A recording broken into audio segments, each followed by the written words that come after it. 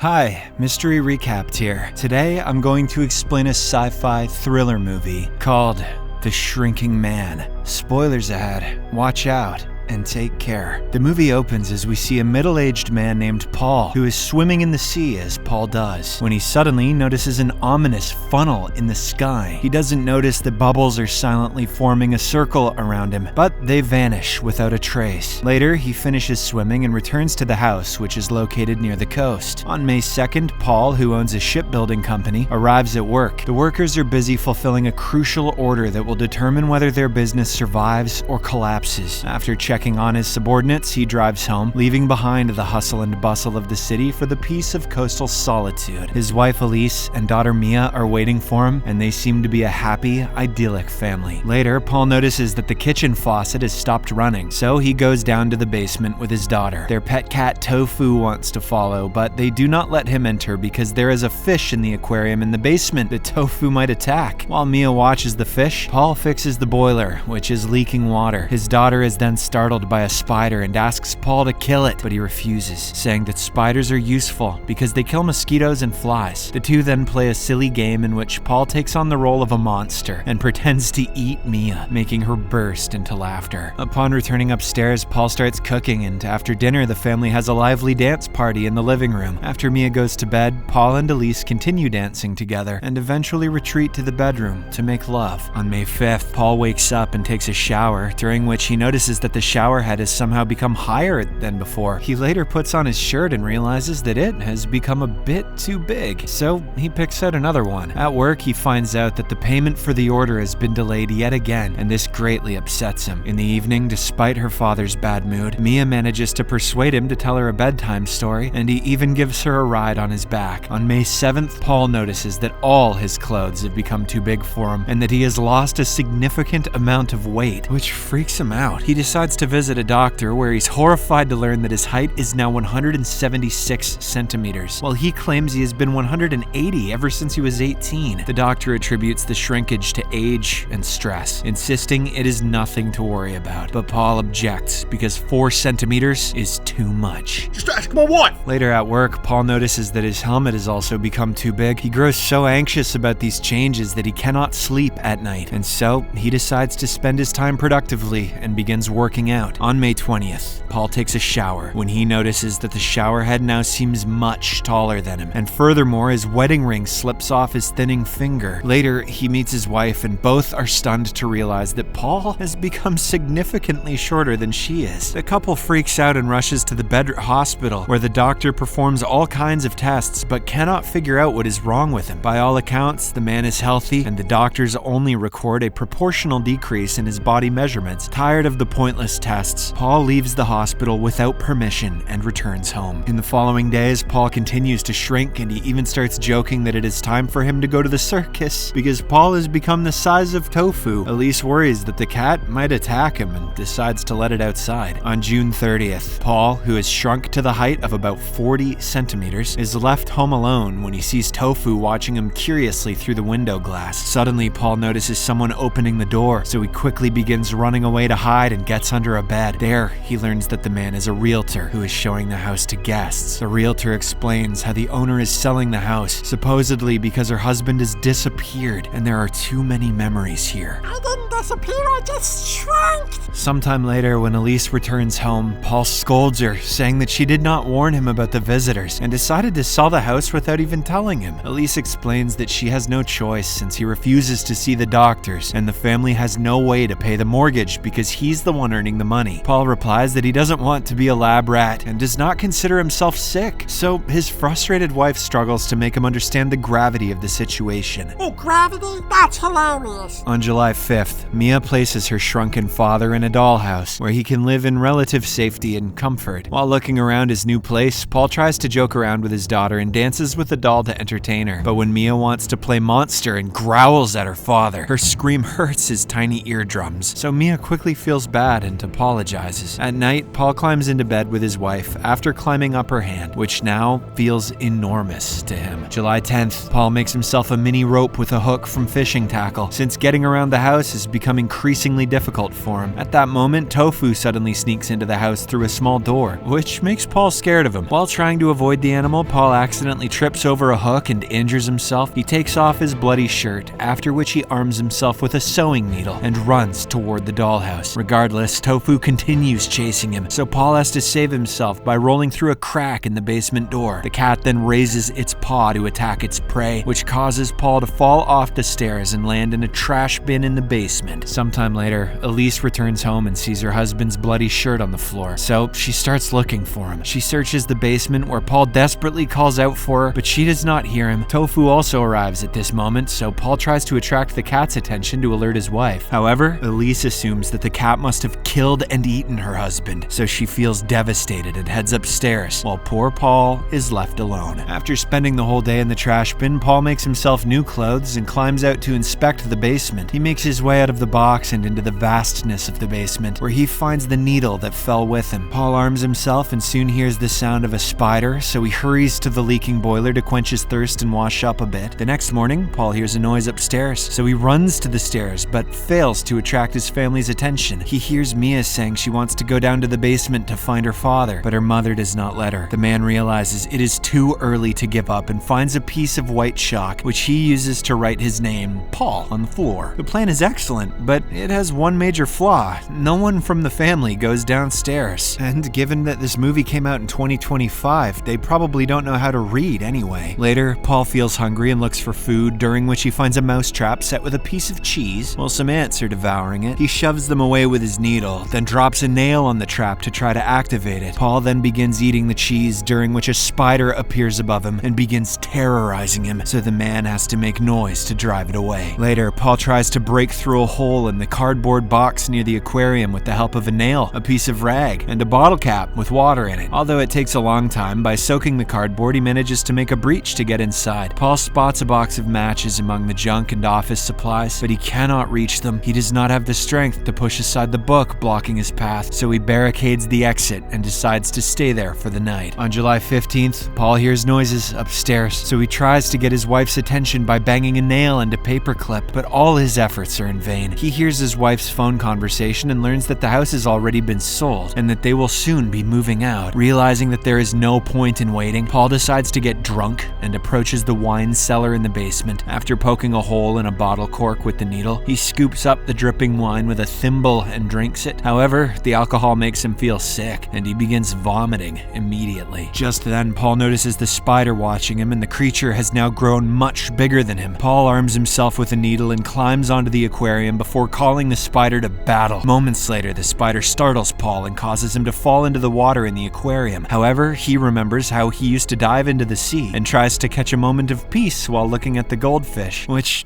delights him. Upon climbing back up, he pours the fish food left in a bucket, but doesn't dare to taste it personally. Later, Paul heads to his hiding place, where he encounters the spider again, which is waiting in the dark like a predator. Paul strikes back with a needle and runs off, then hides behind a bookcase, but the spider continues to pursue him and even pins him against a wall. In a moment of desperation, Paul grabs a wooden splinter to defend himself and drives it into the creature's face, injuring one of its eyes, but it still has so many left. Eventually, the spider withdraws, and to drive it away completely, Paul shouts, causing the animal to rush off. Next, Paul drags the scraps of paper he found in the shelter box. He manages to get a box of matches and with difficulty lights one to start a fire. He warms himself by the small flame alongside a tin soldier, which is his daughter's toy. Paul admits that he misses his daughter and asks the soldier to tell her that he loves her and is still alive. On July 20th, Paul continues to drag out his miserable existence and doesn't intend to surrender to the mercy of fate. When he hears a noise from above, he runs to the stairs to attract the attention of a man descending into the basement. However, the giant's footsteps literally deafen the tiny man, causing him unbearable pain in his ears. When the footsteps fade and the man is left, Paul notices that the fish in the aquarium is gone, which leaves him devastated. On August 2nd, we see that Paul is shrunk even further, so now even the mosquitoes seem like giants. Watching the insect's flight, the man notices a mosquito net on the basement window and realizes that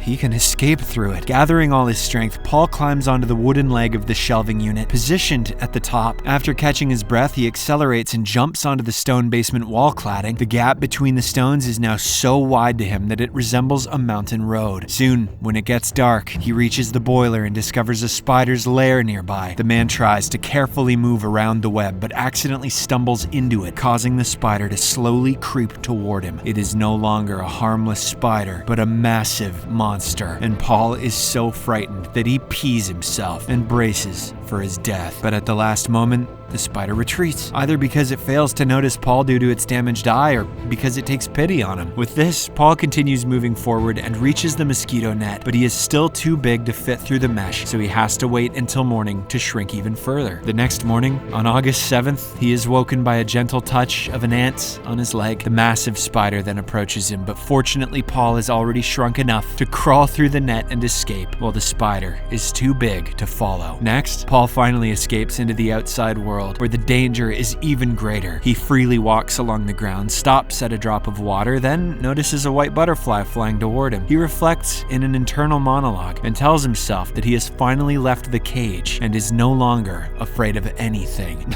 Wait until he sees mitochondria. After the butterfly flies away, Paul looks at the starry sky above and misses his daughter, while Mia looks at the same stars from another place.